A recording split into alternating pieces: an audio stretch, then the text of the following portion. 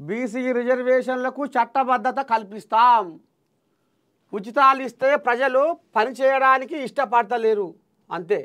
ఇది చెప్పుకున్నాంగా ఇప్పుడు. బీసీ రిజర్వేషన్లకు చట్టబద్ధత కల్పిస్తాం. 42% కోసం శాసనసభ బడ్జెట్ సమావేశాల్లో బిల్లు, కేంద్రానికి నివేదిక పైకి పంపిరట. చూడాలి.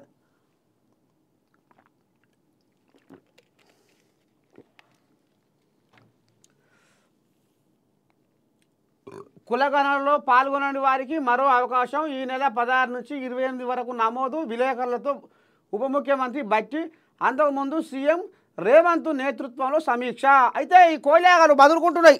ఎట్లా చేద్దాం, ఏంది, ఏం కదా.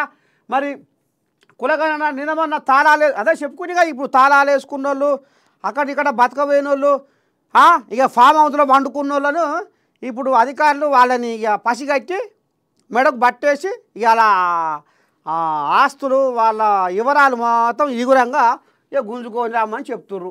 మంచిదే, రావాలి.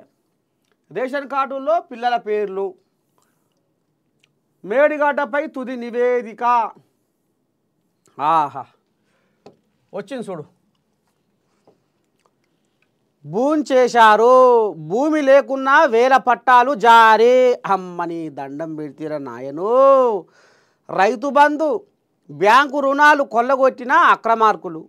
అసైన్డ్ వక్ఫ్ అటవీ స్థలాలకు కొన్ని చోట్ల పాసు పుస్తకాలు. ఆసిఫాబాద్ జిల్లాలో భారీ భూమాయాజాలం.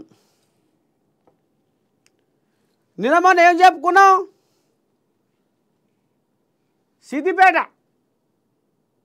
ఇంతింత పొడుగు బారు బూరు బచ్చన్నపేట అని ఇంతింత పొడుగు నూకే మాటలు నూకే ఆయన ఉండే కదా హరీష్ రావు ఇలాకనే సిద్దిపేటలో కొన్ని కోళ్ళాగలు ఆనాడు ఇక మరి ఇష్టపురం ఆయన ఇక ఆ ధరణి అని తీసుకొచ్చి నీ దండం పెడితే ఆ ధరణితోటి ఓ అమ్మ పాస్బుక్లో ఓ పేరు ఉంటుంది, ఆడ ఓ పేరు ఉంటుంది, సర్వే నెంబర్లు తప్పులు. ఇక నాది ఈ భూమి ఓ కాడు ఉంటుంది, పట్ట ఓ కాడు ఉంటుంది. అవన్నీ సవరించుకుందామంటే లేదు. ఇక పోవాలి, మీ సేవల దరఖాస్తులు పెట్టుకోవాలి, అయ్యని కాల్ముక్తి అనాలి, CCLA చుట్టూ తిరగాలి, కలెక్టర్ చుట్టూ తిరగాలి, MRO ఆఫీసు చుట్టూ తిరగాలి. తిరిగి ఆయనకు 10 చెప్పుల జాతలు మొత్తం అయ్యాం. ఇగో ఇప్పుడు ఈ భూభాగోతాలన్నీ బయటకు వస్తున్నాయి. గిసవంటి శుద్ధపూసలు భూమి లేకుండా మరి 1000 పట్టాలు ఇచ్చి రైతు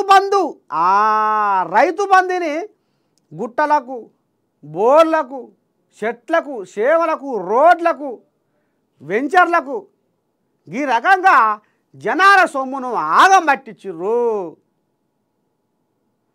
అదుపు లేకుండా కమిషన్లకు కకృతి పడి లోపటంగా చీకటి వ్యవహారాలు చేసి ఇగో ఈ రకంగా ఇవాళ ప్రజల సొమ్మును ఆగం జగన్నాథం. మొన్న రాజన్న సిరిసిల్ల జిల్లాలో ప్రభుత్వ భూములకు పాసు పుస్తకాలు జారీ చేసిన అక్రమం వెలుగు చూడగా సరిగ్గా అదే తీరులో కొమరం భీం ఆసిఫాబాద్ జిల్లాలోను 1000 ఎకరాల ప్రభుత్వ అసైన్డ్ వక్ఫ్ భూసేకరణ అటవీ భూములను కొందరు కొల్లగొట్టిర్రు. ఇక ప్రభుత్వ భూ పంపిణీ కానీ, వారసత్వ బదిలీగా కానీ, ఎంజాయ్మెంటు సర్వేతో కానీ కొత్తగా హక్కులు జారీ చేస్తారు. కానీ భూమి లేకున్నా 1000 ఎకరాలకు కొత్త పట్టాలు జారీ కావడం ఇప్పుడు చర్చనీయాంశమైంది కాదా? మరి వాటిని అడ్డుపెట్టుకొని రూపాయలు కోట్లలో రైతు బంధుగా చేసిన తీరుపై సోషల్ మీడియా సంఘపొర్లు ఇక నీ దండం పెడితే ఇసురారా. 2017-18లో చేసిన భూదస్త్రాల ప్రక్షాళన కార్యక్రమం మొదలు ఇటీవల వరకు అక్రమ పట్టాల జారీ సాగినట్టు ఆరోపణలు ఉన్నాయి. నాయకులు, దళారులు, రెవెన్యూ అధికారులు సిబ్బంది చేతులు కలిపినట్టు తెలుస్తుంది. ఒక్కో పట్టా పాసు పుస్తకాన్ని లక్షల్లో వసూలు చేశారన్న ఆరోపణలు. ఏమన్నా లజ్జ, సిగ్గి, మానం, మర్యాద? అడుగంటి పాయగదరా నీతి, అడుగంటి పాయగదరా నీతి పై పైకి లేస్తున్నది అవినీతి పాతాళ లోకములో పడి కొట్టుకుంటుంది ధర్మము పాతాళ లోకములో పడి కొట్టుకుంటుంది ధర్మము పై పైకి లేస్తూ పాకుతూ పోతుంది పాపము పాపము పంట పండితే నీ పని అవుతుంది అంటారు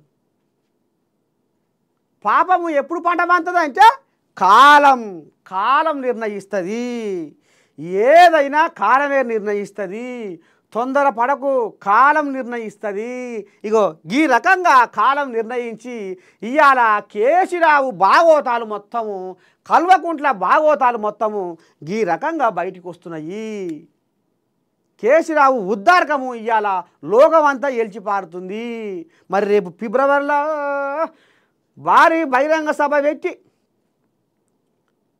ఓ మేము సర్కార్ని ధూమ్ధామ్గా బారు ఊరు బచ్చన పేటగా మేము చేస్తే ఇసుకపోయి బచ్చన పండు వానేది ఇవాళ సర్కారులు ఏం చేస్తుర్రు అని బాగానే అరుచుకుంటారు సరే సర్కారును నిలదీయాలి అడుగాలి ప్రతిపక్ష హోదా మీకు ఉంది మంచిదే జనాలకు మేలు చేయమని సర్కారును నిలదీయడంలో తప్పేం లేదు కానీ మీరు చేసిన ఉద్దారకము మీరు చేసిన పాపము ఇవాళ మీకు శాపంగా మారింది కాబట్టి జనాలు మిమ్మల్ని కడకు నూకిర్రు ఇంకా మీ భాగవతాలు ఇంకెన్ని ఉన్నాయి ఇప్పుడు గిసోని భాగవతాలు కూడా ఇప్పుడు జనాలకు అర్థం కావాలి కదా ఆనాడు బీఆర్ఎస్ హయాంలో ఏం ఉద్దారకం చేసిర్రు అనేది మరి తేడతెల్లం కావాలి కదా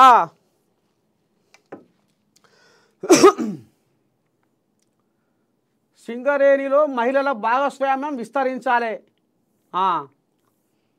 ఇంకేమున్నది ఈనాళ్ళ సరే